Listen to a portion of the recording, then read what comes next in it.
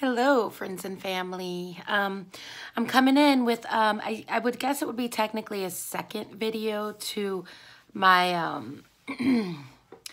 little discovery videos, we'll say. What I'm doing is compiling pieces of videos that I've watched myself, and I will be doing a little commentary to some of them. There's really not much I need to say on any of these matters. They speak pretty clear for themselves. So, but I am feeling moved to compile a little something. So that's what I'm doing here. Unfortunately, I'm not feeling too moved to share or post it quite to my YouTube at this moment. Stocking it to my little library for maybe future use. But I do want to get it put away somewhere safe while I am still, you know, thinking about these things. I didn't want to wait till later to make it because I kind of want to move on to other things that I feel like are more pressing. So basically, this is the avoided topic. I have tried to avoid to share too many opinions on it and faith-based opinions on it on my social media. I've never made a video on it. I didn't intend to make a video on it, but it's one of those issues that come up in conversation that Christians sometimes don't see eye to eye on, and I'm totally fine with not seeing eye to eye on it. Basically, I'm gonna get into the homosexuality topic on this, and it is gonna be one of those things that I am going to have a few offshoot, like little linking other issues.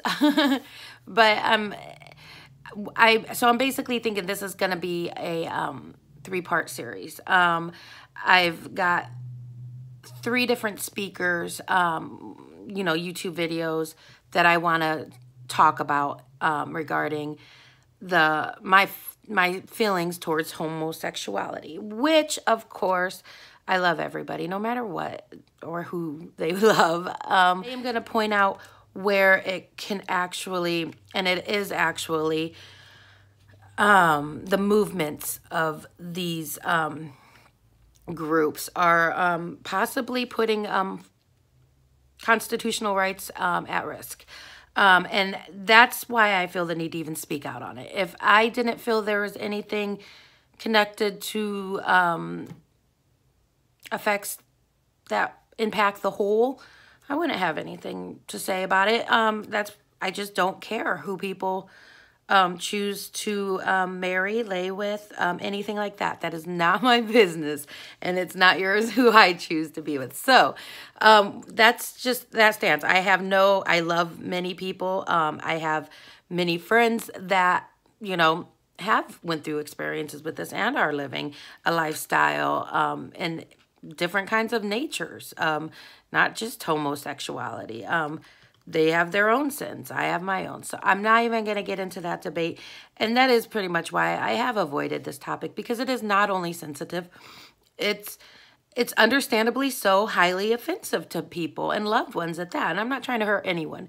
So that's why I kind of steer away from it. But my Christian beliefs on it are being a little demonized these days. As a Christian, I do not judge anybody in the first place. So that is not where we're coming from, I guess I should say. So I am going to make this a 3-part series, like I said. I did write a little bit of connecting notes for myself to kind of let you guys know where it's heading with the other offshoot series editions. What would it be? Episodes, I guess. So anyways, so I'm going to get my yapping out of the way now, and then as I play the videos, I might say a little something here and there. So yeah, like I said, I have no problem with the individuals within any movement at all. I mean, it is not a personal thing for me. I do, some movements I do, you know, agree with, and some I don't. But either way, if I don't agree with a person, I still love them. It does not matter to me. So any of my comments are basically to the, not individual person, but to the group where it is heading in the mass. Obviously, there's always exceptions and there's abnormalities. There's always people that are, you know, not going to be able to be lumped in with any group. So I get that, but there is movements, and there are some, you know, crazy things happening in our world, and not just in our world, in our government. And it's just, these are things that I'm kind of noticing. So this is the only reason I feel the need to even make a video on this. All right, so my phone rang and my message got cut off, so I'm back at it. I'm gonna pick up with in my opinion, and obviously all these videos are my opinion. There is truth sprinkled throughout all my videos. I don't post anything that I don't stand by, and if I don't stand by it, I'm gonna mention what I don't agree with. So with any video I share or anything like that. But in my opinion, homosexuality and gender identity should not require unity. It's such an individual case, very personal. I don't quite understand why there needs to be a movement. I do get that they were maybe, I could see if there's anything holding them back from getting a job, being, you know, accepted. And I know there was some struggle getting acceptance in the LGQT, I don't even know all the letters, movement. So I get that. They want to be accepted, and I believe they are past the point of acceptance now. So anyways, I don't know what we need to push for. This first video is going to be mainly, it's going to be Ben Shapiro. I freaking agree with like everything that man says. It's a Ben Shapiro conversation on gay marriage. So that one is going to be attached to this intro video. My next video is going to be, I'm trying to get the name. It's going to show kind of how confusing, and it touches on the pronouns. I don't like the twisting for the whole. I don't mind them making their own word. I don't mind anything like that for whatever purpose. But it's when we start changing the words that we've used and attached to society and culture use forever, as long as we've been around. So it's scary, and it's just another video I'm going to go off of with this kind of whole, you know, acceptance push, I guess. And then the last video is going to be, okay, this is not an LGQT whatever. I know I'm missing like letters. I don't even know. But anyways, this is not directly an issue that they had any part in creating. I just feel like the LGQT community had opened the door for this to attach, and it's trying to attach, but it's the P that they're trying to attach to it. I forget, I don't really even know, but it's basically pedophilia. MAP, right? I think it's MAP. Minor attracted persons or something like that. Pedophiles, sickos. So they're trying to gain acceptance pretty much in the same way that LGQTP, or I shouldn't throw P on there, I keep throwing that. But anyways, pretty much in the same way that they came. And they actually have their own flag, and it's pastel, and it's a rainbow. It's a rainbow pastel pretty much. Looks like a nursery flag. So it's disgusting. And these are the things that are trying to creep through these little, not even little, they're pretty major, I guess, because they are widespread, but these are the things that are creeping through on that,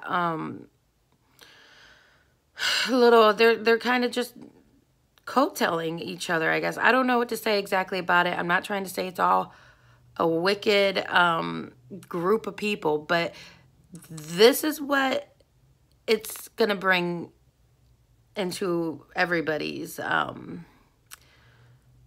atmosphere. It is going to allow for wickedness throughout our atmosphere for all. And that's the thing, is that we are kind of not really focusing on what we should be allowing into our laws. We're kind of changing meanings of things, and biologically speaking, we're changing genders. We're changing, you know, you've got people who don't say that life begins in the womb. So you've got people just defining life, and that's not what it's about. It's about trying to find something that we can all coexist with, which Christianity, if people would actually look into it and follow it, it's the ultimate coexisting tool. I mean, there's really nothing else that, if structured any other way, would allow so much harmony. There's nothing the Bible tells that harms anybody, and that's, you know, that. So when you've got these other religions that are saying it's okay to hurt, kill, anything, anybody, that's when you've got a problem. And why would anybody even believe a religion that says it's okay to kill somebody? I mean, as a human, you got to deep down know. I mean, even in self-defense, I mean, I don't want to have to kill anybody. You know, it's like you got to know it's wrong. It's the undoable thing. You can't take it back. So anyways, homosexuality and gender ID in my identity in my mind should be a very personal thing. I don't think it requires any form of legal or government assistance. I don't get why the government's even involved with it, and why they push those issues. Well, the leftists will push, you know, those issues along with feminism. Who knows what else? I can't even think right now, but we're not going to go off on other subjects. But they push these agendas on us for a reason, and I firmly believe that reason is to usher in the Antichrist. I mean, Jesus has laid it all out for us in the Bible. There's no question in my mind that, you know, the Bible speaks of in the last days, good's going to be considered evil and evil's going to be considered good. And they're going to come in the name of love. They're going to come in the form of unity. Everybody love, get together. Let's join all of our religions. And that's, you know, that's where it becomes blurry and confusing, and that's why the government needs to stay out of it. And that's why it is now getting to the point where our freedoms are getting infringed upon, or not infringed. Well, yeah, they kind of are. I mean, people are getting charged for not, you know, servicing homosexuality, couples, things like that. Not even just couples, individuals, I guess. So, I mean, it's a lot, and it's not really my fight, and I'm not really gonna put too much time and emphasis on this topic at all. The pedophilia, I will, but I'm gonna separate that from this totally. But in this first series, I am gonna kind of unite those two ideas, because I do totally feel like the minor attracted people are definitely trying to weasel in on that same defense, that they're not being accepted, and they're dealing with mental deficiencies or something like that. So, I mean, it's scary, and these videos are going to be scary, and they're going to be outraging, and some of them are going to be hurtful. But like I said, it won't be hurtful if you take it as, I am not saying anything to anybody individually. These do not come with any particular person in mind. I'm just speaking my opinion and kind of connecting some of the things that I think do impact us as a whole. So that's what I'm speaking on. Be free to be yourself, but don't expect yourself to be accepted by all. I mean, nobody's going to accept everybody for anything. That goes for all of us. I mean, I'm going to be a Christian, but I already know I'm not going to be accepted by the masses, actually. The things I believe are being looked at as being closed off and hateful. So, I mean, until people see that that's not the case, I'm not going to be accepted. I'm not looking for acceptance, because Jesus Christ has already accepted me into the kingdom of heaven. So I don't need anybody's acceptance. But we're all going to be judged and criticized regardless of our beliefs. Bottom line, you're not going to ever find everybody that's going to be like, oh, great, you're right on that. So I'm prepared to put things out there like this and not receive, you know, the highest support of it. And also, I'm fine to receive criticism. I choose to support God's order. That's the only criticism I'm worried about, is what God thinks about me. And, you know, that whole saying, only God can judge me. So, yeah, whatever. You know, it's just scary that our language is being used against our constitutional rights. And it's time that, and it's not time. People have been. People are speaking on it. But we need to, you know, we are being prosecuted and punished for hate crimes. Just for not bending our gender lines. That's the thing. There are some lines that shouldn't be blurred. And supporting and staying within the lines, they keep that order. We need order.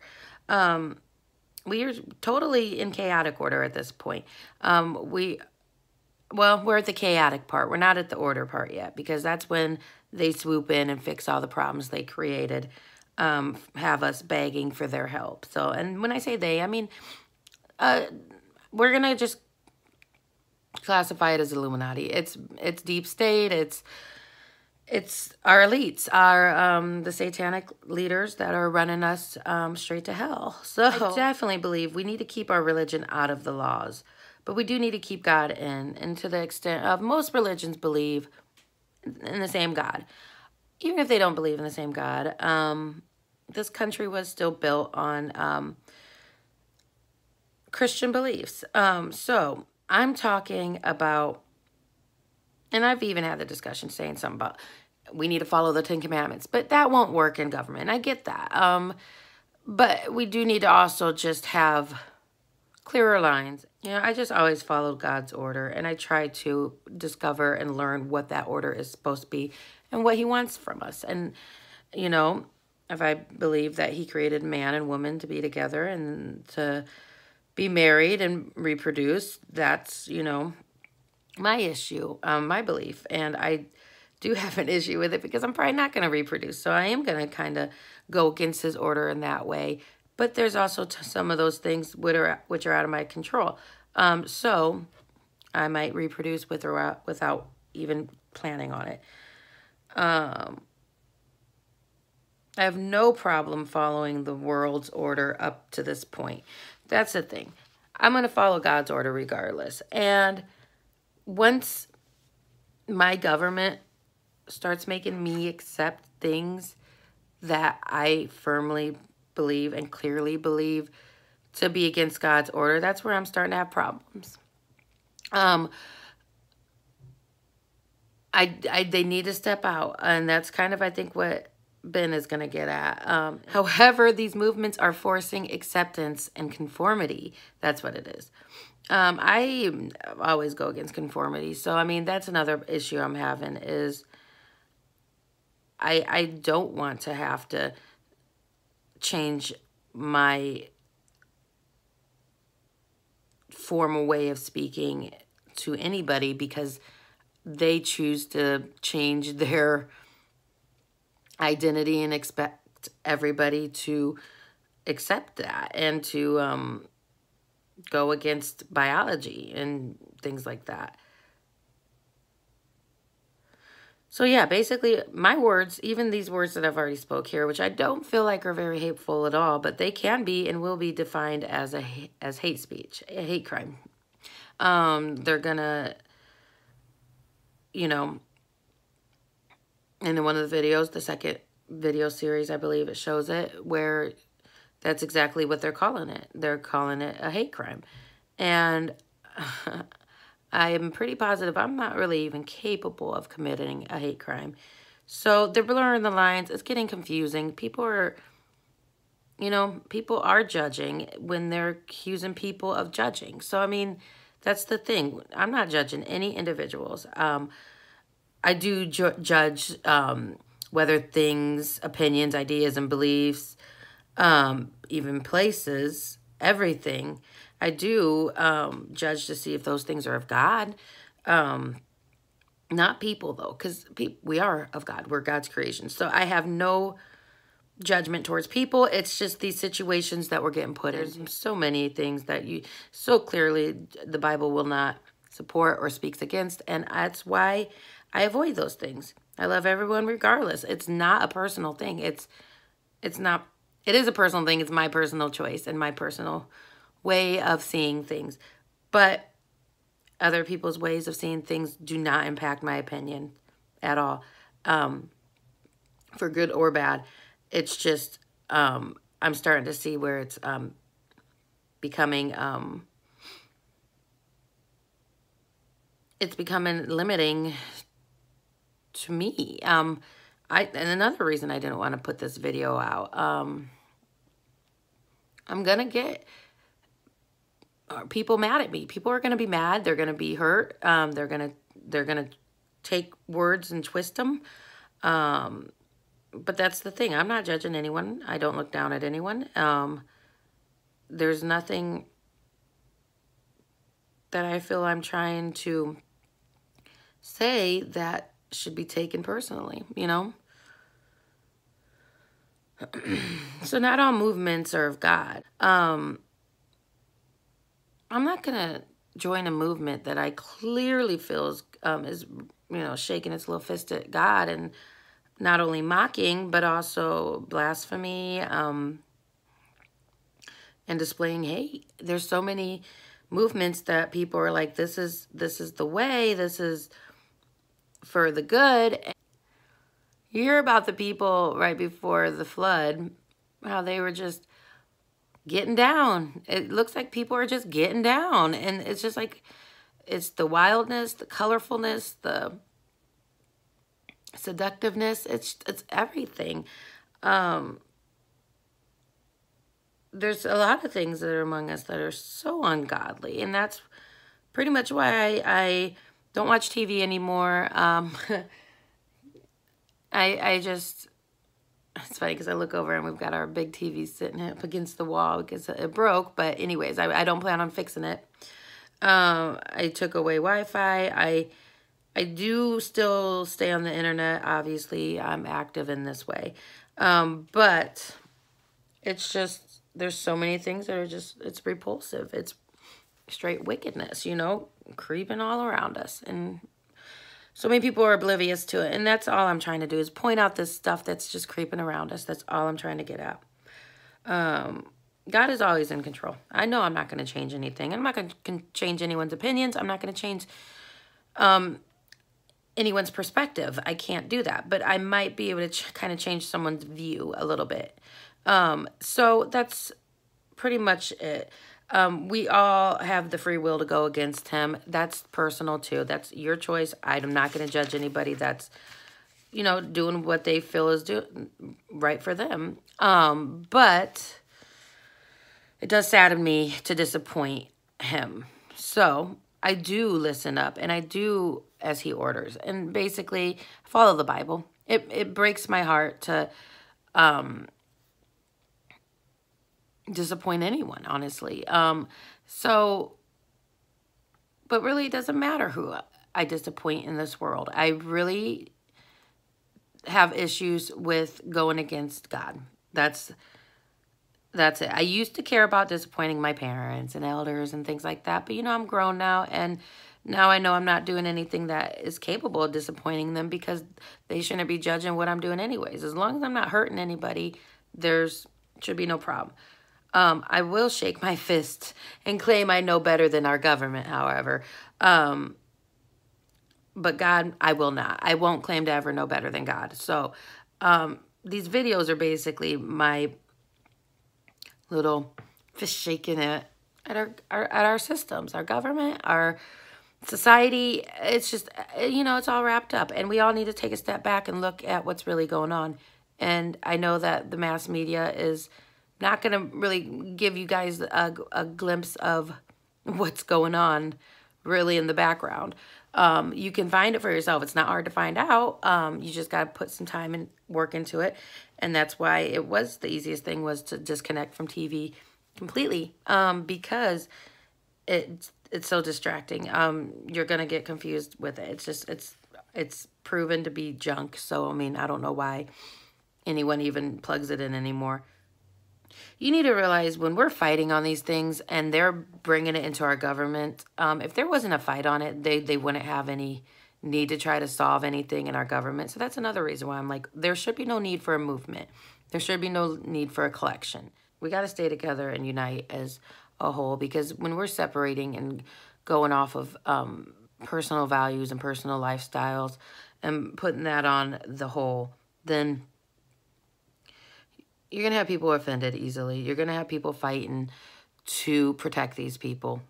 And these people are going to make it illegal for people like me to speak the truth and speak biblically. So that's where I'm having a problem with it. Our rights are at risk, and people need to realize that. Really do. We need to listen to each other, and we need to love each other. There's nothing. And the bottom line, the one thing that can really fix it all is treating people as we like to be treated. The golden rule, to just love one another, love thy neighbor. That would fix it all. So, but people aren't doing that, obviously, because people are so confused, and they think when people like me are saying things like that, that I'm being hateful. So then they're going to be confused to think that I shouldn't be loved, or, you know, or anything like that. So we just need to love each other, guys. That's really what it comes down to. I mean, I can say it really comes down and boils down and gets down to a certain point, but it really doesn't come down to one thing. There's so many things that are happening, and we need to recognize these things. We also do need to recognize that our government is pretty much, in my opinion, being ran by a church. And some people might think that it's the Christian church, but it's so certainly not. It's the opposite.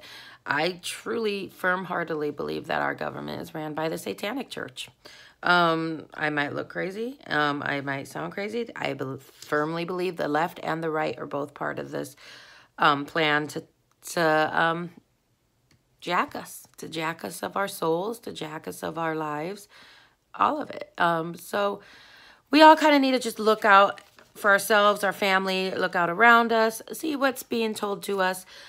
Stop believing the media. Stop. Just stop. You might have to pick through a lot of their lies to find some truth. But I firmly recommend going onto YouTube. There's so many discussions going on there. I'm trying to share as many as I can. I'm trying to kind of tie in as many of them as I can to my biblical beliefs. Just my firm-hearted beliefs. It's just, there's just so much, and I have to make a billion videos just to even chip away at any of these things that I think about. So this video I'm going to make, like I said, I might hold off on posting it. I might never post it. I don't know. I am going to share it with the people that I have had the discussion with on this very thing. And it prompted me to do this because I did have a discussion recently with someone, and the homosexuality remark came up, and it broke my heart to see the look on their face when they heard what I believe. So I don't want them to think I am a judgmental, hateful, bigoted, any type of anything. And I don't think that they thought that about me, but I think it was disappointing to hear my stance on, you know, these issues that are highly controversial. So, but always keep in mind, always love each other. And really, that's what it boils down to. Just love one another. I don't know. So these are kind of hard for me to do because I do kind of have a little bit of notes going along with it. But, you know, I'm trying to just get my thoughts out into something. Because they get stuck in my head. I can't always convey them. I get confused on what I'm trying to say half the time. So that is another reason why I really need the supports of these videos that I constantly share to everyone. Because, you know, a lot of the time it's not that I've seen a video and then I picked up the belief of that video. A lot of the times I have my beliefs already set. I will have a discussion on it. And then I might go look into that belief again and re-study kind of where I've been. And usually by the time I'm looking back into it, I'm finding a video very quickly that is trying to get my thoughts out. It's not trying to, but it does accomplish that. It happens very often for me where I'm just like, oh, I need a video to explain this or that to somebody, and I will find it very easily explaining exactly what I feel and how I agree. Which, honestly, that's not a big surprise because I am a born-again Christian. I do believe that there is only one way, and that is through Jesus Christ, our Lord and Savior.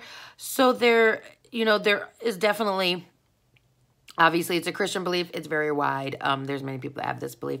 But like I said, there's disagreements just within the Christian church. So I am born again, and I'm saved, and I'm just happy and blessed. And I just want everybody else to be happy and blessed. And even though I am sharing some scary topics sometimes and just not so happy, I do want to point out that... it's going to get worse. And I'm going to remain happy. Let's just say that. That's what I'm pointing out. So it's going to get a lot worse. And hopefully we can spare some people from having to go through the thick of it and the worst of it. Hopefully there is a pre-rapture. Hopefully I'm going with it. And hopefully I'm bringing as many people with me. So we'll see what happens. Anyways, here's this... I'm going to keep working on this, and we're going to maybe get it out soon, maybe hold on to it, maybe never release it to my friends and family, just maybe particular individuals that I've had this discussion with. So either way, I'm sorry I'm going to take so much time. I don't think I'm going to have any short videos anymore. There's just too much to be said. So obviously, if anybody needs to watch my videos in chunks and sections, that's how I do it sometimes myself. So, you do what you got to do. You can tune out altogether. I'm still going to speak it. So God bless. Love everybody. And take care. This is Ben Shapiro's take on it. I usually don't find anything to disagree with him on. We do have different religious values or beliefs. But that's okay because most what he explains is the truth to the best of his knowledge. And he is doing great at it. So I'm going to go ahead and just play this video and hope you enjoy. I might put a little 2 cents in here and there. You don't yell back at your... well, let's do the spicy stuff. Let's get into some other stuff. So the gay marriage thing. Let's talk gay marriage. Sure. You're not big on gay marriage. No, I'm not on a social level. I think the government ought to be completely out of the business of marriage. I think the government sucks at everything, is my short message for today. The government is terrible at everything. If the government's goal was to forward traditional marriage, it utterly failed, obviously, as proved. But you don't mind it being out of the business of traditional marriage at all, No, right? I think the government should be out of all marriage. I think the government stinks at this. You know, now, I will say that, I think the idea of the government subsidizing gay marriage is silly because I don't think that there's societal benefit to gay marriage. If you're going to make the argument that government should be involved in marriage at all, which is not even an argument with which I agree at this point, but it's the way it is right now. Right, so let's just go from that. Okay, so that base. So before I get there, one quick point. The reason I want the government out of the business of marriage is because now that the government has enshrined gay marriage, the next step is going to be going to religious people and telling them they have to engage with same-sex weddings. So as a religious person, this is problematic to me. I want a society in which I can do what I want, and I don't have to care what you think, and you can do what you want, and you don't have to care what I think. Right. That doesn't mean you get to come into my synagogue and get married. It also doesn't mean that I have to go to your gay wedding. Right, and that's an interesting place to have the discussion because I would argue for gay marriage for the exact reasons. I don't want the government involved in all of these things, and that's exactly why gay marriage should exist. And I think if Rand Paul had hit that point harder, it would have made a sensible libertarian argument for limited government and... You know what? You want to marry a dude? Go ahead. And you want to smoke weed? You're right. Well, I tend to agree. Both of those things I agree with. And by the way, I find people who smoke weed unbelievably irritating, but that's not my business. Yeah. I mean, this is the beauty of America is you don't have to give a crap what I think. We usually end the show by taking a bong hit. Oh yeah, well. It's going to be awkward then. Okay. But as far as the secondary argument about let's take the predicate that government is now involved in marriage. Yeah. Should government subsidize gay marriage and straight marriage the same way? My answer is no, because the only purpose for the government getting involved in marriage is the procreation of the next generation and the raising of that generation. And it's my belief that a man and a woman do a better job of raising a child and producing children, obviously biologically, than 2 men or 2 women. But isn't the child part of it sort of secondary? I mean, there are plenty of people that get married, gay couples and straight couples that don't have kids. This is so marriage in and of itself isn't just about... But at a governmental level, I don't care about those people. Or meaning, like, I care. I'm happy that they're happy, but I don't really care what they do. Like, it doesn't. the government theoretically has an interest in the production of the next generation. Right. Right? That's the only interest in marriage. So, in fact, you could even make a case that the government ought to be giving, basically tax benefits for having kids, and no benefit for marriage. Right? But the truth is, the reason that this was created in the first place, obviously, is because long before the advent of modern birth control, the fair assumption was that if you were having sex, then you were going to get pregnant. Right? At least if you were having straight sex, you were going to get pregnant. And thus, we wanted to incentivize people to stick around for that because single motherhood is bad for the community. And so we were going to subsidize that with tax benefits. By the way, there is no marriage benefit. There's a marriage penalty. My wife and I pay a significantly higher tax rate because we have a combined income. Right. So you're not against, so despite coming from some sort of... This is not a religious argument. I don't make a religious argument. So that's what I want to distinguish because we should be for separation of church and state, and I think you are for separation of church and state. So the separation of church and state means, I just want to make a quick distinction. Yeah. Separation of church and state doesn't mean that I can't bring my religious values to bear in how I vote. It just means that I can't leverage Jewish ritual on you. There's no establishment of Jewish religion or Christian religion, but I should be able to make a secular argument for why what I'm saying is right, is my general rule, because otherwise we're operating in different spheres. If I cite the Bible, it makes no difference to you. You don't care about the Bible. Right. So I'm a secular Jew. Right. I would consider. I'm an atheist, so it doesn't. It's irrelevant. Right. So your Judaism is ethnic and irrelevant in every other respect. I like Curb. You like Curb? Who? Curb Your Enthusiasm. Oh, well, Yeah, no. I mean, that's cultural Judaism, like bagels and matzo balls. I don't care. Still pretty good. All right, okay, so let's not get hung up with that. But so you're making the distinction between this isn't coming from a religious place. Now, I think part of the problem when it comes to gay marriage is that a huge portion of the Christian right is trying to impose their religious values on this. So but the policy itself isn't religious. But the policy, so what I want to make rationale for the policy this is where I'm making a distinction. Yeah. The rationale for people voting can still be religious, but if the policy is not religious, if there's a secular rationale, this is what Scalia said about it actually. If there's a secular rationale to it, then the motivations of the voters don't matter. Like, I don't care what the motivation of the voter is in virtually any circumstance. I matter what the vote is.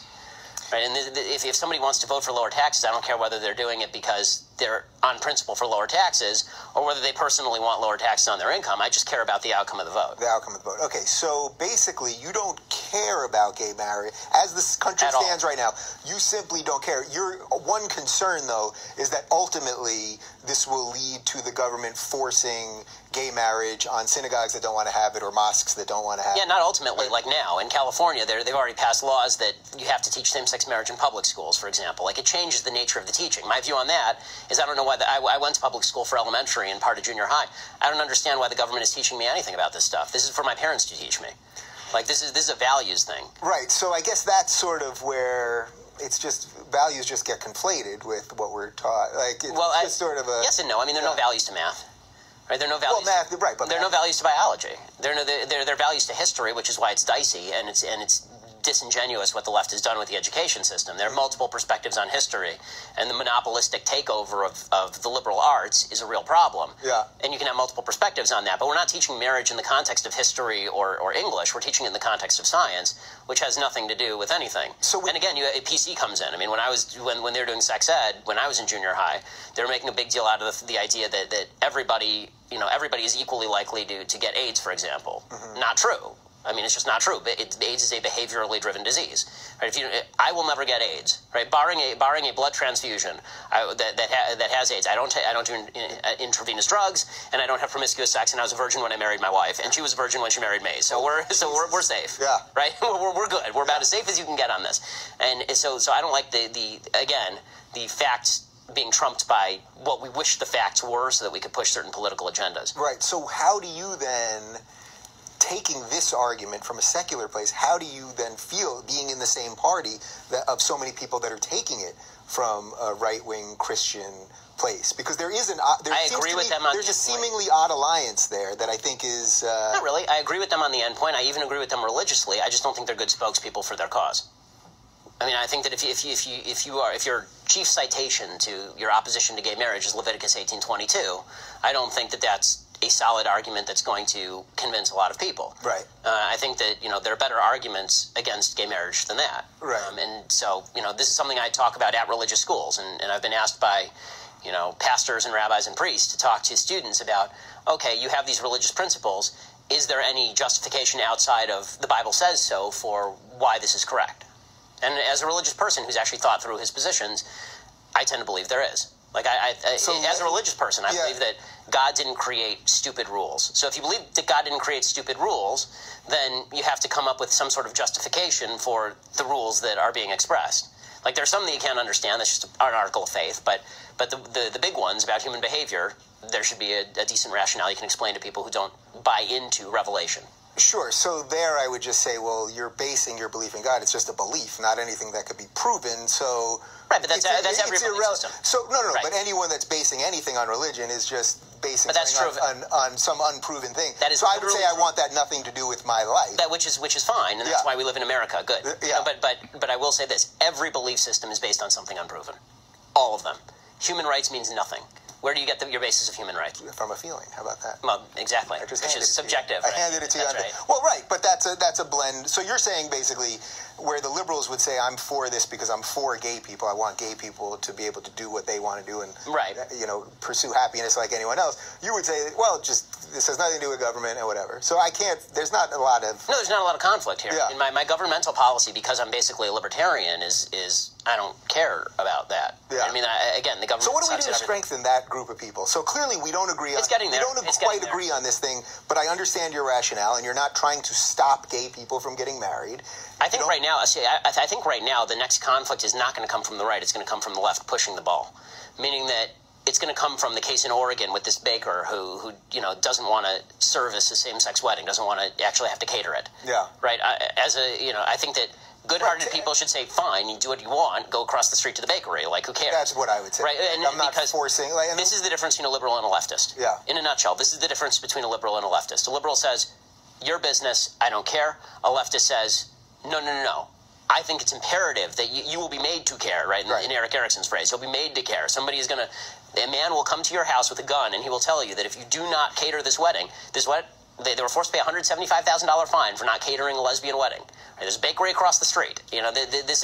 This is really nefarious stuff. So this is where you're asking where the momentum comes from? Yeah. This is where the momentum comes from. So when I make an argument to conservatives and religious people that the government ought to get out of the business of marriage, I'm not saying that because I'm pro-gay marriage. Right. I'm very much anti-gay marriage in the social sense. I don't think that homosexual, as a religious person, I think homosexuality is a sin. I think lots of things are sins that people engage in. I think they should be free to engage in them.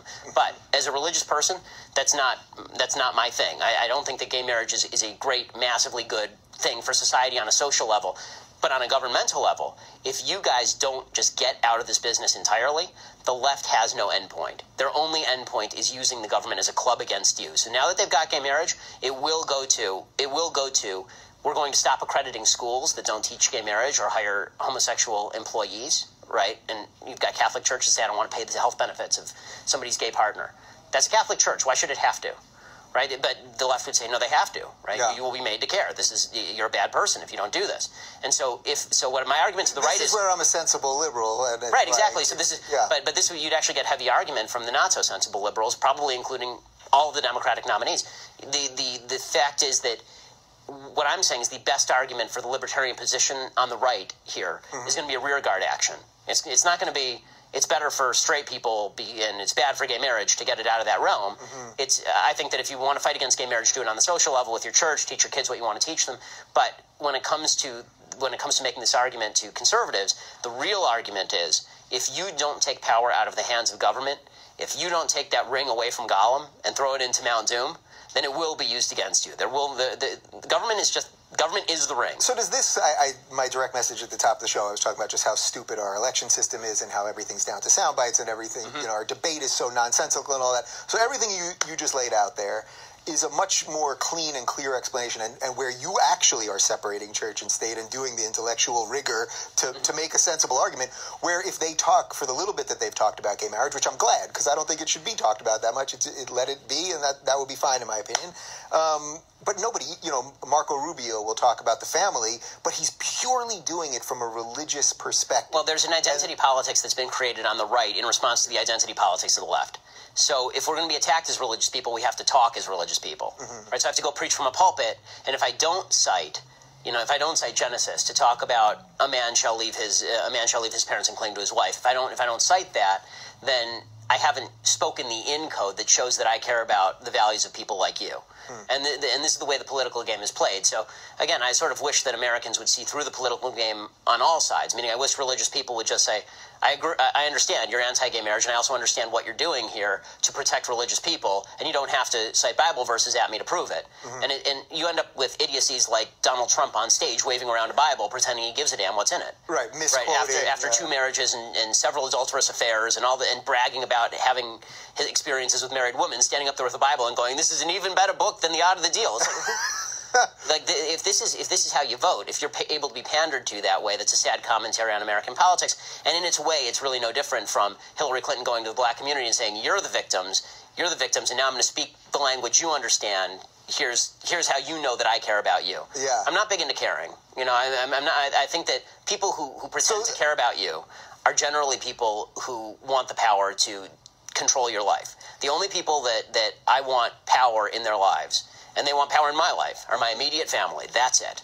My parents, my sisters, my wife, my children, and they're independent human beings too, right? So caring is the way that the left controls. Like they don't come with the jackboots first. They first come and they say, we care so much about you, we have to do these things for you. And by the way, we brought some guns to help out. Right. So it shows sort of the beauty or the scariness of identity politics, because it sounds really good. I guess that's why they always say socialism will come with a big smile, right? Yeah, exactly. This is Jonah Goldberg's point, liberal fascism, yeah. Yeah. All right, so we only have a couple minutes left, but let's just knock it.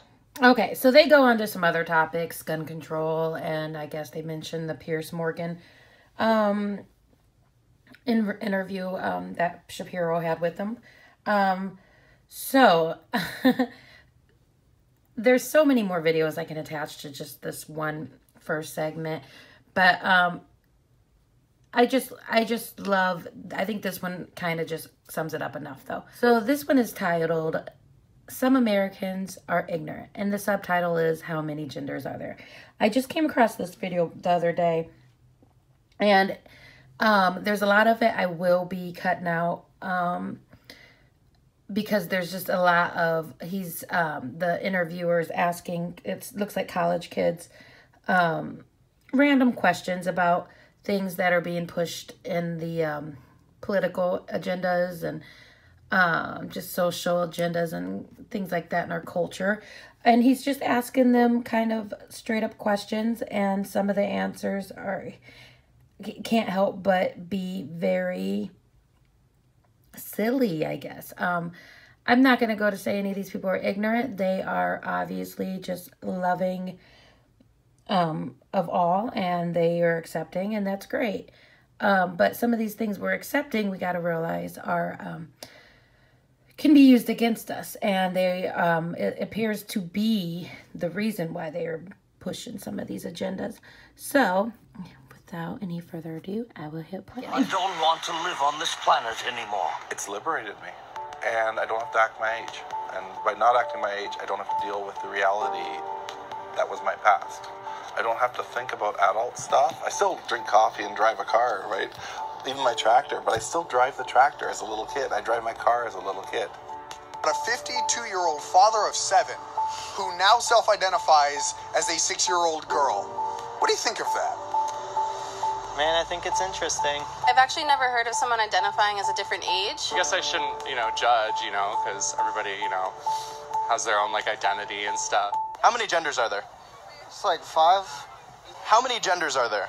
Man, Shevitz. 1, 2... As many as want to be defined. I think that gender is fluid, so if you want to use a bathroom because that's a place and that's a space where you feel comfortable and safe in doing so, then I think that that's completely fine. I think that if whoever you think you are, if you're male or female, then that's the bathroom you should go into. Whether you identify as male or female and whether your sex at birth is matching to that, you should be able to utilize the resources. So if I told you that I was a woman, what would your response be? Good for you. Okay, yeah. Nice to meet you. I'd be like, what? Really? I don't have a problem with it. I'd ask you how you came to that conclusion. Oh my God. I feel like a guy for the past 3 days. Coming into terms with my gender queer identity has been one of the most challenging but also rewarding things that I've done. In my opinion, gender is a universe. It is a broad spectrum of planets and stars and sky that truly cannot be contained into a binary. Everyone who isn't strictly male or female is non-binary to one extent or another. Whether they're cisgender, agender, bigender, trigender, polygender, gray gender, gender fluid, or any of the many, many, many, many, many more I didn't mention. In human anatomy class, how many fingers are you taught human beings have? We're told typically that people have 10. However, there are people born with 11 But you're taught 10, right? Yeah. So we don't teach people there are people born with 11 fingers. There are people born with 12 fingers. I would wager that everyone here has been taught, yeah, human beings have 10 fingers. Of course, there are anomalies. That's the same way that we treat intersex, or these, as you said, you mentioned chromosomes, genetic abnormalities that are a very extreme case. So I think what we need to do is remove this extreme case with sex, just as we would with how many fingers, toes, how many kidneys you have, how many feet you have. There's something that's typical, there's something that's atypical. So how many genders are there? You can't put a number on the number of genders because everyone uses different words to classify themselves. I probably identified as genderqueer for about a year, and then I just had this epiphany, whoo, you're trans, you're a guy. And so when I came today, I want to wear this dress because I love this style. I love the fact that they have skater dresses now and stuff like that. So I have access to really pretty clothes. The quintessential response of any social justice warrior who's just been confronted with the only two sexes, therefore only two genders argument is to bring up intersex people. They'll bring up intersex individuals as cases of someone not being biologically male or female. And if someone isn't biologically male or female, how can their gender be male or female? So therefore, non-binary genders must be totally real and legit, right? I mean, it's science. The first thing I think it's really important to understand here is that we cannot define human biological norms based on aberrations or deformities. And I know both of those words have very strong and very negative connotations, but I don't mean them that way. But plainly put, someone who was born intersex does have a birth abnormality, a birth defect. It's just not the norm. And so when making generalizations about our species, just like we don't say that humans can either have 2 arms or 3 arms and both of them are equally normal, because hey, some people are born with 3 arms. We also don't say that there are more than 2 genders just because some people, an extremely small fraction of the population, is born intersex. Is there a difference in your mind between men and women? No, yes. I mean, possibly? And how do you know the difference between men and women? By what people think they are. So you can't like judge someone just on like their looks. I don't think there's any one way to really distinguish between a man or a woman, and I don't think it's necessary. Intersex conditions include things like having a large clitoris. And I'm sorry, but if you have a clitoris, you're female. And similarly, someone with a micropenis would also be described as being intersex. But again, you have a penis. You are a man.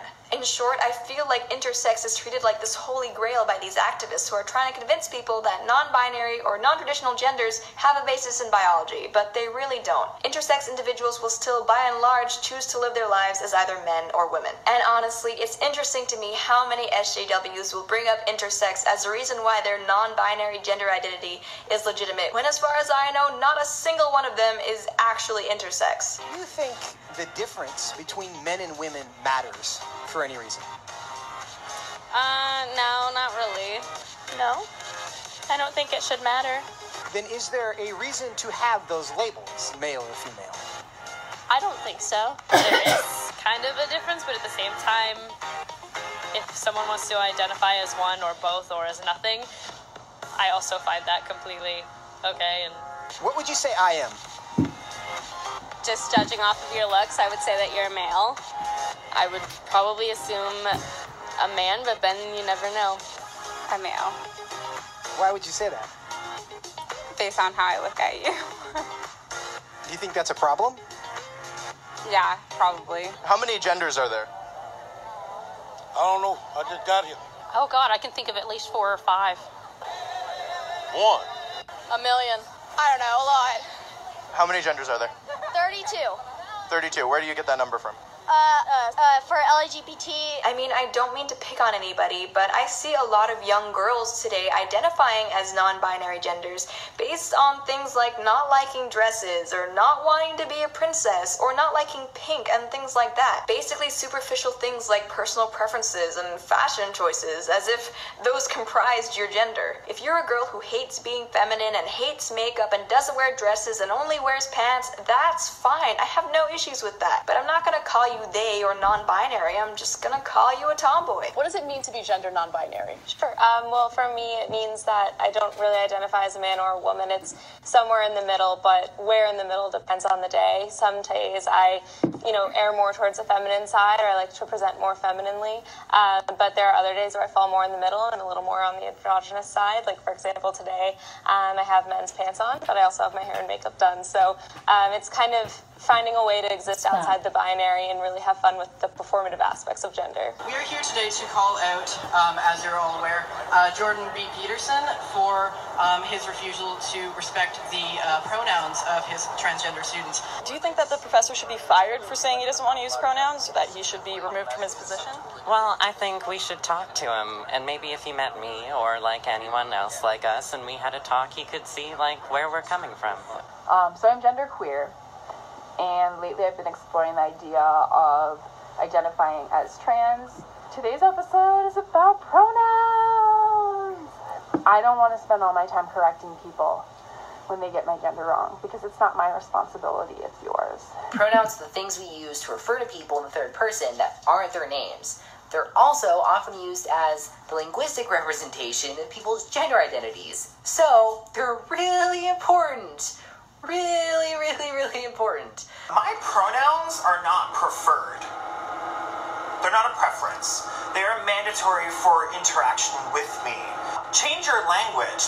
No one is female-bodied. No one is born a girl. No one is any of that. We are assigned genders at birth by doctors who look at us and see certain types of genitalia and decide what our identity will be from there on out. Language is... I mean, seriously, that last guy, I mean, you could take his opinion for being right, but I mean, seriously, how can anybody expect us to know which pronoun they're identifying with personally? And also, how do they expect us to know when they don't even know which identity they're going to be in that day? So, I mean, it's very, very blurry and mixed up and confused, but we need to be able to have a structured set rule that protects everybody, and basically that's the Constitution, and that's what they are possibly trying to infringe upon. So this part of the conversation is the best. I believe it's to that point, but him and that girl, or see, I don't even know what to refer to her as, but see, this is the problem. And come on, people, biology, fuck. It's a reflection of standards that we have as a society. Are doctors sexist? I think some doctors are sexist. Are doctors transphobic if they refer to their patients who have a penis and they come in for a prostate exam as a male? Is that doctor hate speaking? Is that an act of aggression? I think if that doctor misgenders their patient, then yeah, they are being transphobic. Just because I may present more femme doesn't mean that I'm any less they, them. My pronouns are they, them, theirs, and that's a non-negotiable. Misgendering a trans person is an act of violence. What pronoun should I use? You should use they, them pronouns. So you saying that you what if I don't? What if I don't? If you don't, I would consider that disrespectful, and that's actually an act of violence to misgender a trans person. It's an act of violence. That is an act of violence to intentionally misgender someone, yes. Here we come to the issue. So here's my question. Since we've now decided we don't know the number of genders, it's a spectrum. It exists. There is no set number. You've asserted the premise that we are required to use the pronouns that are preferred by the individual. We have no idea how many pronouns there are. We can never know how many pronouns there are. And to not use a proper pronoun is an act of violence against them. Did you ask my pronouns before you sat down? No, I didn't ask your pronouns because Why? I haven't referred to you with pronouns. If I told you that I was 7 years old, what would your response be? I wouldn't believe that immediately. I probably wouldn't believe it, but I mean, it wouldn't really bother me that much to go out of my way and tell you, no, you're wrong. I'd just be like, oh, okay, he wants to say he's 7 years old. If you feel 7 at heart, then... This poor girl, she just wants to have everybody happy and free to do what they want. But I feel like she's realizing how silly she really sounds. She can't even say anything in a straight voice or tone or anything with a straight face or anything. She is a sweetheart, you can tell, but still, she needs to think about what she's saying. This gets really crazy right here at this point. Then so be it. Yeah, good for you. So if I wanted to enroll in a first grade class, do you think I should be allowed to? Probably not, I guess. I mean, unless you haven't completed first grade up to this point and for some reason need to do that now. If that's where you feel like mentally you should be, then I feel like there are communities that would accept you for that. I would say so long as you're not hindering society and you're not causing harm to other people, I feel like that should be an okay thing. If I identify as a 65-year-old, can I draw Social Security? If I say I feel like a Native American, do I qualify for Native scholarships? If I identify as a paraplegic, can I get one of those little handicap decals for my car? The real problem is that people don't want to deal with reality. And I don't have to act my age. And by not acting my age, I don't have to deal with the reality that was my past. You've mentioned that it's non-binary, but you haven't given me a number of genders and how we restructure society. You've merely pointed out that it's an act of violence to use an improper pronoun. See, I think that would have, you just talked about a societal standard. If the societal standard is using the wrong pronoun is an act of violence against somebody, I think that's an incredibly dangerous societal standard, and it's one that nobody can uphold consistently. If I were to say, I feel black, does that make me black? Not necessarily, it doesn't. I believe you just are what you are. I don't think you really become or be anything. I don't think so, because that's a biological law.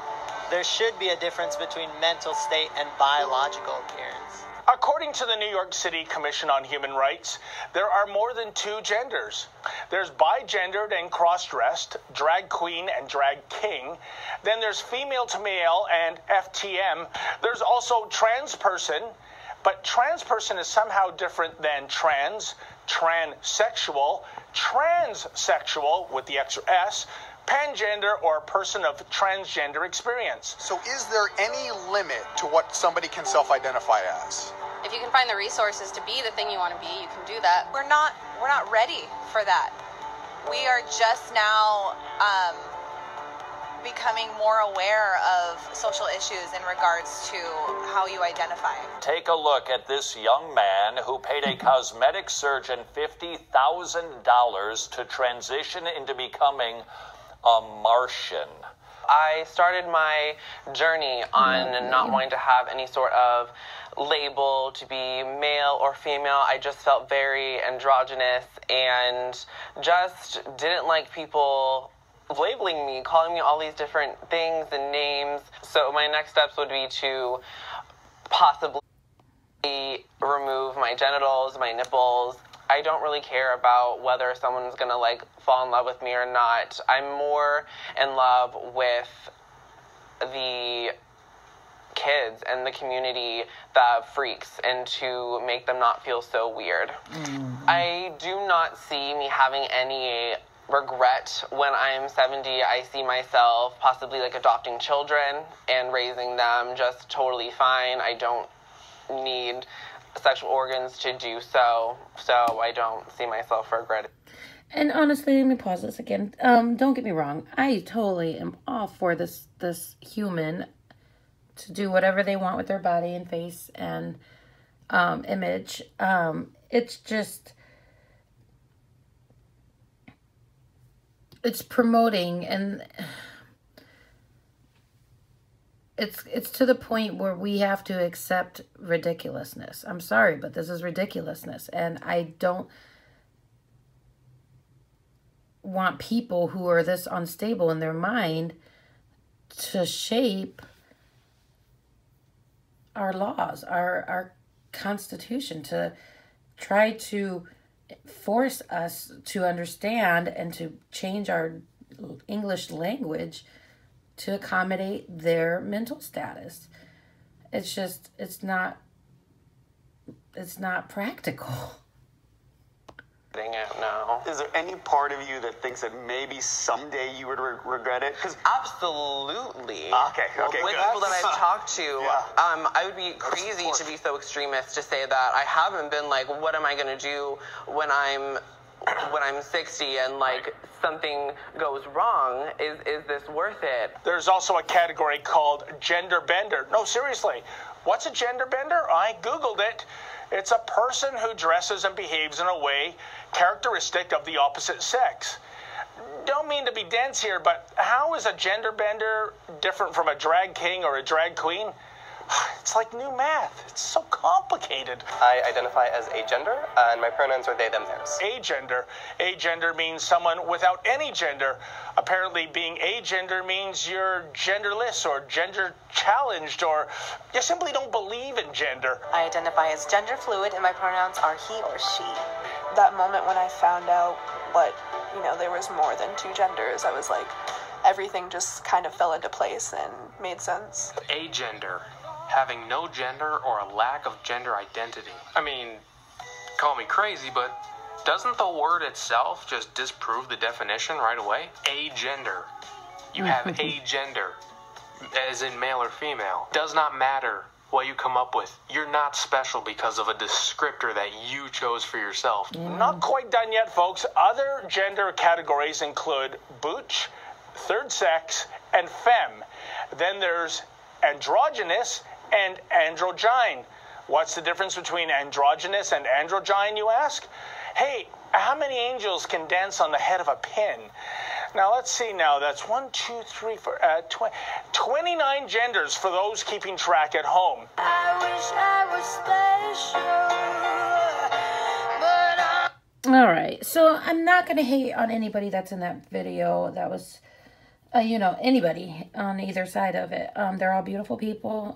God loves them just as much as he loves anybody else. So, that being said, it's just, we as individuals have every right to be who we want to be and do what we want to do. And, as long as it's within the confines of being decent to each other, do what you want with yourself. Become an alien, whatever you want. But when you start pushing an agenda and supporting a whole, and I'm not going to make this is definitely more of a leftist issue than this is not a liberal issue. I've got some liberal tendencies myself. I grew up very liberal. But this is one of those things that they're trying to push on us to blur the lines, to where people are going to start being penalized and being accused of hate crimes. And, obviously it's not there yet, but what do you think the leftists are pushing for? Basically, anything that goes against Christianity is going to be pushed by the leftists, not the Democrats. I am not calling out Democrats. I am actually trying to make sure I specify that difference, because I've had recent family accuse me of being something I'm not. So, anyways, yeah, this is just another example as to where these things can lead and where they are headed. When you've got people protesting the right for them to be called a particular name by people that they don't even know is kind of ridiculous. So, free to be, of course, free to be whatever you want to be, express yourself however you feel need to. But, don't expect everybody to to interact with you the way you feel like being interacted with. Like some of them said, it's a requirement. It's not a courtesy thing. That's just unrealistic. I mean, how is anybody supposed to know these things? I mean, if they want to start enforcing these pronouns be used correctly towards them, then they're going to need to start getting them tattooed on their face or something, because what else are we supposed to do? So this is going to be my last video for this little 3-part series. This section is going to cover the left's push for pedophilia acceptance. in which that's going to probably come through the LGBT movement.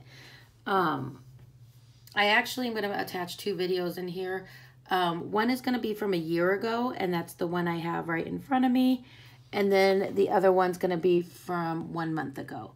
So, as you can see, in a year's time, there's still a push to get pedophiles accepted. And it's pretty scary in my mind, but there is a linking to LGBT community and how that has basically opened the doorway for these pedophiles to come into our, not just mainstream, but in our laws. It's going to be, you know, it's once we lose any rights, once they get into that First Amendment or anything, they get into any of it, they are going to be able to control the rest of it. And who knows what they'll allow to happen. Anyways, geez, I can't get this to stay on. I guess I need to open it anyways. So yeah, it's scary stuff. And this girl does a pretty good job. Since I am going to probably play the 2 videos, I'm not going to add too much more commentary to it. I might close off with something, but I think I'm just going to let these roll and let them explain this horrific truth for themselves, because they do a good job at it. So, without any further ado. Another video of me talking about taboo things that make people uncomfortable. Look, I don't like talking about this stuff, but we live in a dark, sick society, and these things need to be brought to light. There is a new trend among liberals and the LGBT community wherein people are trying to humanize pedophilia and legitimize pedosexuality. Yes, you heard me. There are people who are trying to make pedophilia a sexual orientation. That's right. And if you dare criticize these people, you are an oppressive, bigoted pedophobe. There have actually been a few people who have made videos on YouTube talking about pedophile acceptance and how pedophilia is normal and healthy. Blair White made a good video about this, exposing these vile individuals, which I will link in the description. And she said she actually received a lot of backlash and that many people were actively defending these YouTubers who are openly advocating for the legalization of sex with children. And no, this is not about legalizing sex with young teenagers, okay? These people are talking about toddlers as young as 3 years old. There are people on social media who identify as MAPs, which stands for Minor Attracted Persons. A group named Virtuous Pedophiles holds a discussion forum for people who are attracted to children but do not want to act on it. There is NAMBLA, North American Man-Boy Love Association. It's 2017 and we are now supposed to be accepting of a man who wants to have sex with our daughter but is resisting preying on children. And we should praise him for being virtuous. When people are literally fired from their jobs for having conservative opinions, and we have pedophiles who are free to make videos on YouTube about how their perversion is totally normal and healthy. People get banned from Twitter for expressing right-wing views, but pedophiles are allowed to openly advocate for the legalization of sex with toddlers without getting suspended. Absolutely sickening. Okay, so I've researched this and I've tried to understand the reasoning of the SJWs that are starting to defend these people. Because the left will defend this. After all, cultural relativism tells us that the disdain of pedosexuality is a social construct, and its negative connotations in society are what cause the issues you see in children raped by pedophiles. This is the true danger of postmodernism. We can normalize any and all transgressions under the guise of equality. After all, any value system is equivalently arbitrary, and thus, who are we to disagree with pedophilia? It's a natural progression of their worldview, which views all humans as equally deserving of rights. Since pedophiles don't choose their sexual attractions, they deserve our help and compassion to resist offending. Most of these people are also atheists and do not believe in good and evil. So a lot of leftists think there is no such thing as truly bad people. Listen, there are some seriously sick people in this world, okay?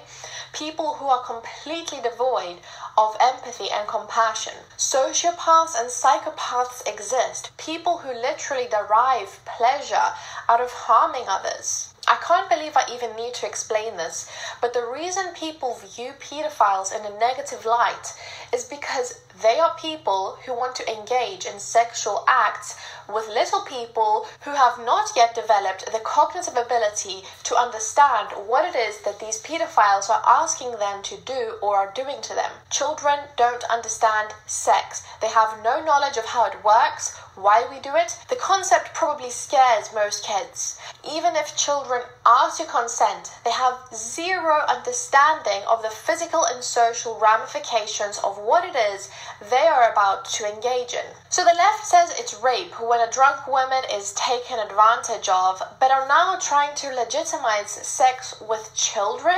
Engaging in sexual acts with another person who has no idea what's going on is rape. A grown adult having full control over an underdeveloped child is just so wrong. Children's minds are malleable like putty, okay? You can convince kids that Santa Claus and unicorns are real and they will fully believe it. They'll believe anything you tell them is true. They have no reason not to believe you, and they have no means of finding out whether you are telling the truth or not. We don't let children have sex for the same reason we don't let them go places alone, drive, vote, or play with dangerous weapons. It has long been understood that children who have suffered from child sexual abuse are likely to experience severe trauma from the event. Researchers have concluded that feelings of sexual confusion, worthlessness, depression, and suicidal thoughts are associated with sexual abuse. In many cases, even post-traumatic stress disorder has been thought to be a consequence. Pedophiles are not just another oppressed minority, okay? The primary compassion should be shown towards children. Prioritizing the treatment of potential predators endangers the child when compassion is misplaced. Yes, these people probably didn't choose their desires and they are human beings, but so what? I care about the children primarily. There is no compelling data on the efficiency of pedophile treatment. We don't even know that helping these people long term is possible or effective. It seems mostly to be helpful for somewhat reducing offending rates and other undeniable things like reducing desire, but it's impossible to know if people undergoing treatment still use child pornography, for example. There is just too much risks and unknowns to back anything other than institutionalization or draconian measures, and therefore humanizing them just creates barricades for these actions. Look, I'm sure there are pedophiles out there who would never touch a child because they have a good sense of morality and know it would traumatize them. But that is not the case for most pedophiles. Many abuse kids and get put in jail. Some do and don't ever get caught. Some don't do it because they're scared of getting caught, but would totally do it if it was legal or socially acceptable. Now, what's alarming is not only the social justice warriors who are attempting to normalize pedophilia, but the fact that mainstream media outlets are actively pushing this agenda.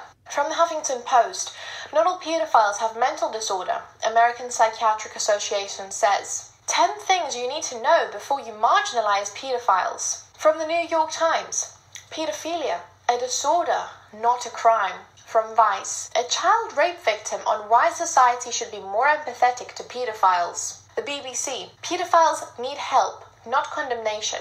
I should know. Absolutely vile coming from the BBC, who defended Jimmy Savile, and Ricky Dearman, who they defended for being involved in a satanic child sex ring in London. From The Guardian, to stop pedophiles, we need to help them. The Telegraph, we need to support the good pedophiles. Doesn't matter if you're a boy, girl, or somewhere in between. We all are part of one big family.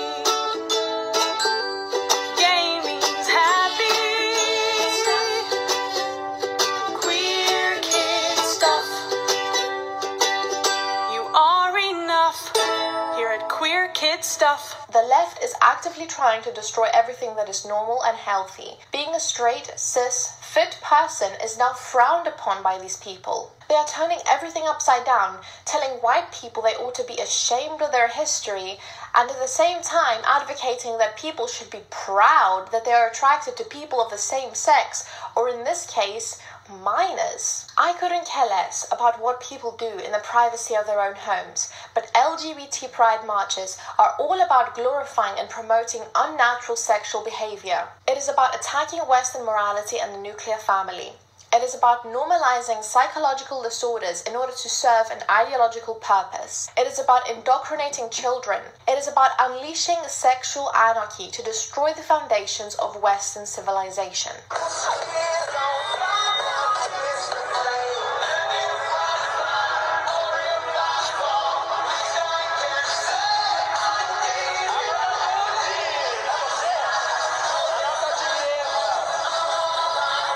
If you want to be a drag queen and your parents don't let you, you need new parents. If you want to be a drag queen and your friends don't let you, you need new friends. Super pumped. I'm gonna walk the runway and I'm gonna vogue. Virgin voguing, because he's been taking voguing classes with Gerard X Reyes, who's fantastic. He's doing first time in drags at a ball.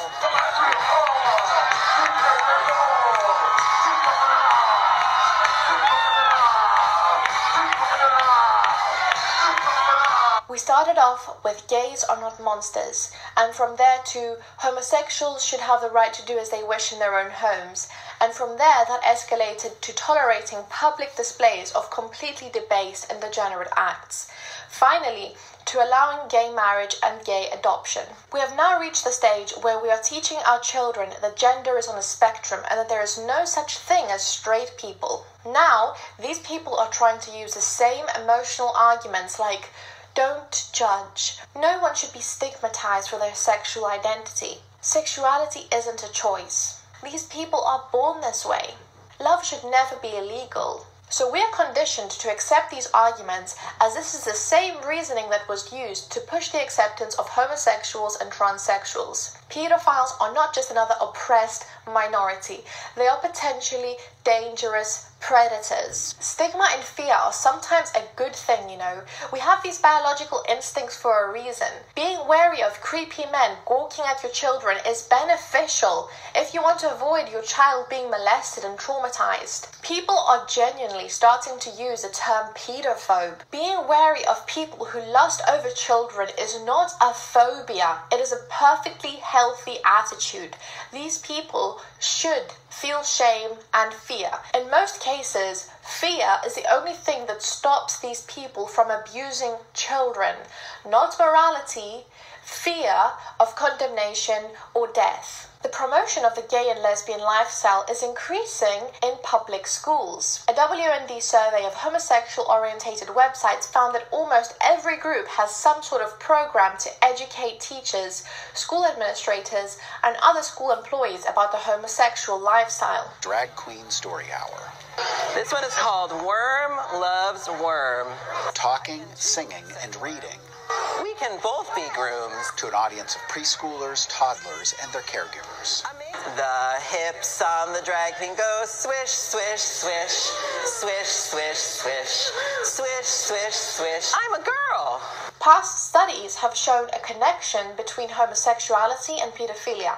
Child molestation and pedophilia are far more common among homosexuals than among heterosexuals. Of course, that is not to say that most homosexuals are pedophiles, but to deny the link is foolish and outright dangerous. Eugene Abel's research found that homosexuals sexually molest young boys with an incidence that is occurring from 5 times greater than that of molestation of girls. Abel also found that non-incarcerated child molesters admitted from 23 to 281 acts per offender, whose targets were male. Abel's data of 150 boys abused per male homosexual offender finds no equal yet in heterosexual violations of 19 girls. Research on the homosexual lifestyle confirms it is almost exclusively a youth-orientated culture. Very few gays exhibit preference for older men.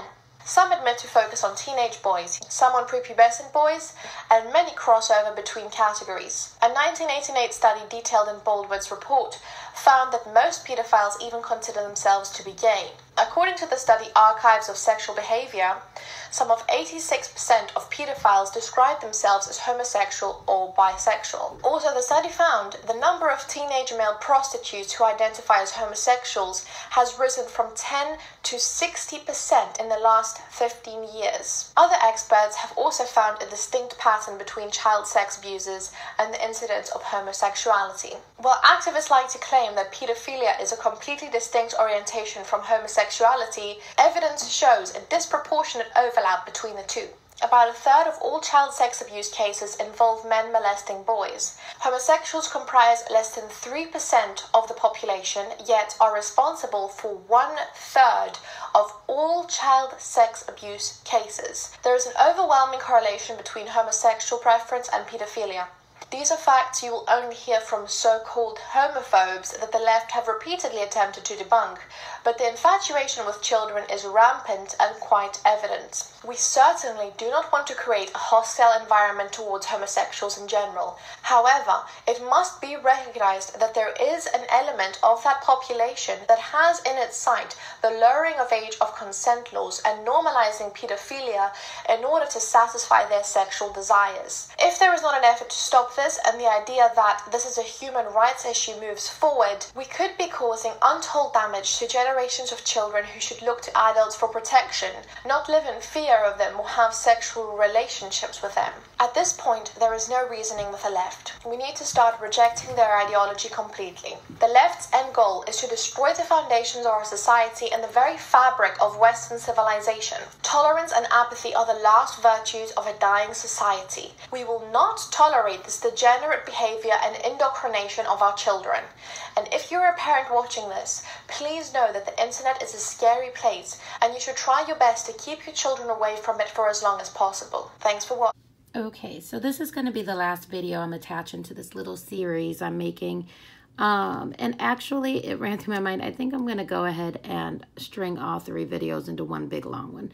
I really don't care if it comes out to be 2 hours. It's just I don't want it scattered apart and somebody getting part of the message and missing the other 2 parts, or 2 parts and missing 1. So anyways, I don't even know if anybody's going to even listen to this, but I'm doing it anyways. So this last video is the one that was from a month ago.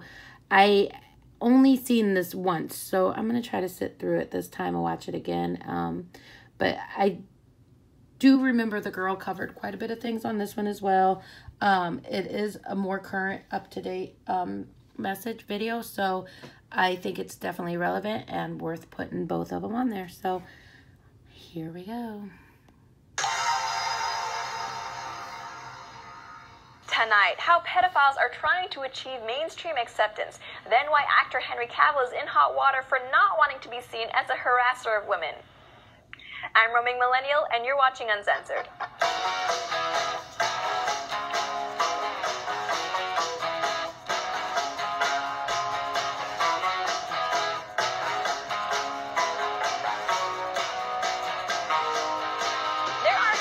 Out there that are so universally reviled that no matter your age, gender, nationality, religion, political beliefs, or orientation, we can all come together and agree that, yeah, those guys can take a nice long walk off a very steep cliff, on top of some jagged rocks too, just to be safe. It's not often that we can come together as a society in mutual disgust to condemn a group of people, but if there were ever a bunch who warranted it, it's pedophiles. You see, around a year and a half ago, Salon caused outrage by promoting someone who called himself a virtuous pedophile. In his words, someone who is indeed attracted to children, but refrains from molesting them out of apparent and self-identified virtue. I am a pedophile. I'm not a monster. I have the attraction, but I don't act on it.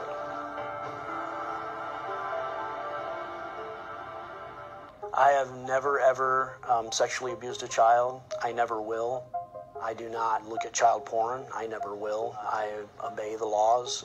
I respect the laws. I respect society's position on this. I understand it and agree with it. I am part of one of the most hated groups of society. No question about it. We are the scapegoats du jour.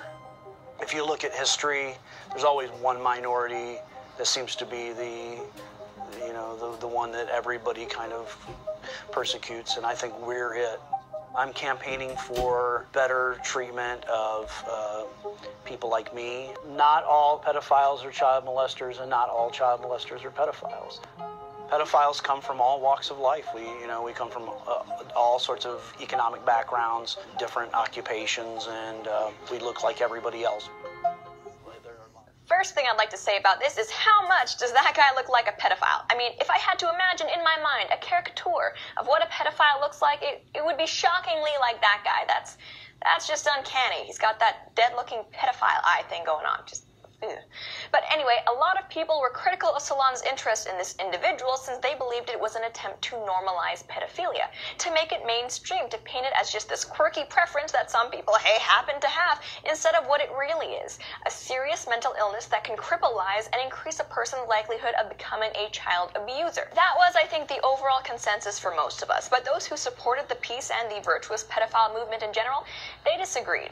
Some people argued that by destigmatizing pedophilia as a condition, we could encourage those who suffer from it to seek help without the fear of being immediately shamed and ostracized for an attraction they don't have control over.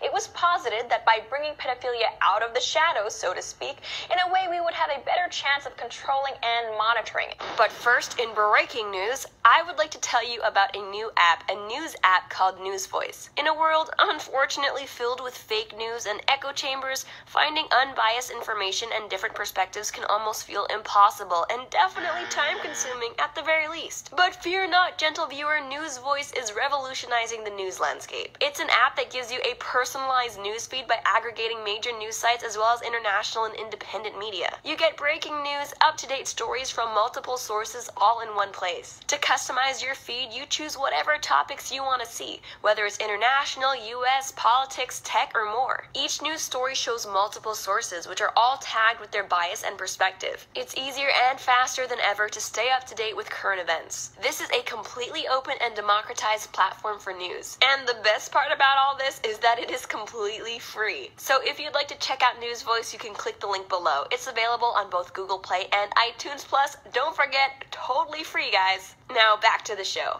Well, that debate was then, but now in current year 2018, the conversation has shifted somewhat, and the pedophiles, much like IHOP, are rebranding. That's right, a new year, a new PC term, and minor attracted persons, or MAPs, MAPs, are now what the kitty lovers are trying to call themselves. And similarly, no MAPs, or non-offending minor attracted persons, are what these virtuous pedophiles who don't act out on their desires, are trying to go by. Obviously, the word pedophile is one that carries some pretty dang negative connotations. It's quite charged. So I guess, in a way, I kind of understand why pedophiles wouldn't want that label attached to them. But I think what's important to understand here is that contrary to what these pedophiles might be trying to convince us of, with sob stories of being marginalized and misunderstood, society doesn't hate pedophiles because we don't understand them or anything like that. In fact, it's the contrary. Pedophiles are vilified because we do understand them.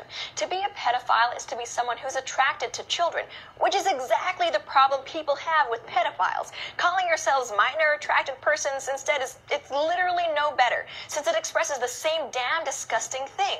This isn't like Apple, where you can just change your logo and then become cool with the hipsters all of a sudden. And the new strive for pedophile acceptance doesn't end with a new acronym. In the wake of Pride Month, which was last month, June, for those of you who don't know, there are actually pedophiles out there trying to attach themselves to the LGBT community. In fact, there's even a flag going around, their equivalent of a rainbow gay pride flag, meant to represent, I guess, pedophile pride. And considering this flag represents an attraction toward children, the pastel hues are especially disturbing. Like those are nursery colors, and those people know that. But what's even more vomit-inducing, if you can believe it, are all these blogs and Tumblr pages offering positivity and support to these pedophiles. And I'm sure some of you by this point are maybe thinking, well, if they can't control their actions and they pledge not to harm any children, then does it make sense to hate on these people so much? I mean, they're just trying their best, right? Look, suffering from pedophilia is very serious, and if you are a pedophile who really doesn't want to hurt anyone, what you should be doing is seeking professional help. Treatments for pedophilia that can help you and the people around you include psychotherapy and medication. If these pedophile support pages were directing pedophiles to real resources that could actually help get to the root of their illness and maybe even perhaps mitigate their desires, then that would be one thing. But instead, all these posts seem to offer is weirdly infantilized, you can do it you're loved, there's nothing wrong with you, you're still a good person type of Pinterest feel-good psychology. A common theme in these posts is the idea that your actions, not your thoughts, define you. So you fantasize about tickling kids. Meh, that doesn't matter. Well, I don't like being a buzzkill. Except maybe I kind of do, but no, your thoughts do matter. And yes, even thinking about molesting a child, whether or not you go through with it, is something to be worried about, something you should really be getting help for. Think of it this way. If you're someone who commits serial murders, that's bad. We can all agree. But if you're someone who merely fantasizes about mutilating and murdering people on a regular basis, that's still not good. Sexualizing children, fantasizing about them in a sexual way, that is an immoral act in and of itself. Something that you do need help with, that you should work on treating regardless of what these rainbow sprinkle desserts may be telling you. And just to make sure everyone understands this, because this is important, this move by pedophiles to leech onto the LGBT community and their movement for equality and acceptance has not been well received by the LGBT community themselves. A lot of gay or trans activists want to make sure people know that pedophilia is not the same thing as a mutual consensual attraction between two adults, nor does it have anything to do with gender dysphoria or gender identity. And I know in this day and age, tolerance and understanding is seen as a virtue above all else. There's a line that can be crossed with this kind of thing, and I think it's safe to say that that line is about 1,000 miles down the road of actual literal pedophilia. Pedophilia acceptance isn't going to happen. Stop trying to make it happen. Recently with pertaining to this, I thought she was jumping to cases. I don't know what she's talking about. So anyways, so yeah, she did a good job at catching us up and realizing and putting it out there that nothing's changed with the movement. It's still being pushed, and the scariest part is that it's an actual possibility. So yes, we need to be accepting, loving, all that great stuff. But we need to leave our Constitution alone. We need to stop fighting for things. What are we fighting for? What? I mean, there's nothing to push for. I mean, if we want to push for anything, we need to push our government out of our lives. So let's try not to depend on them to sort out our values and our beliefs, and just keep them out.